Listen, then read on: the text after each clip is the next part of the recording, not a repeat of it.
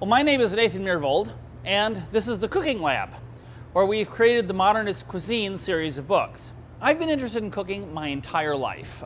When I was 9 years old, I announced to Mom I was going to cook Thanksgiving dinner. Went to the library and got a whole pile of cookbooks, and by God, I cooked Thanksgiving dinner. I do a better job these days, but that started a lifelong interest in cooking. Later, that led me to stage in a French restaurant in Seattle, and even to attend culinary school in France.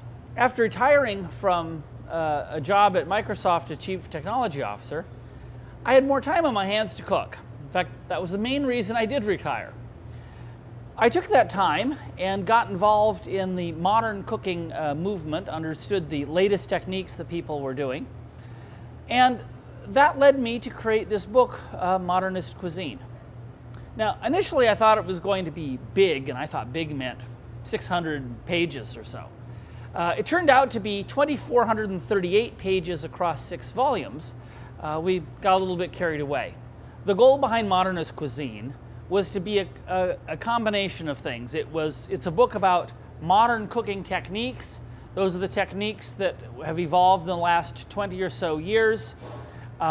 Most of which really weren't very well documented in other cookbooks or other places. There were techniques that if you worked in some of the top kitchens in the world, you might know a few of them, but you'd have to work in all those top kitchens to have a comprehensive look. But we also wanted to cover the history of cooking, the science of cooking, and explain how traditional cooking works so that you could put the modern techniques in the perspective of the way people have cooked for many, many years. So in order to create our books, we need to have a place to do it. Initially, that was my kitchen and garage, but we decided pretty quickly that we needed to build a space where we could really have a laboratory and a team of people working on it, and that's what the Cooking Lab is.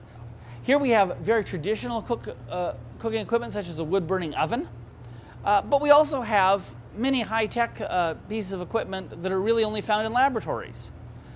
Things like a rotary evaporator, or a centrifuge, or a freeze dryer.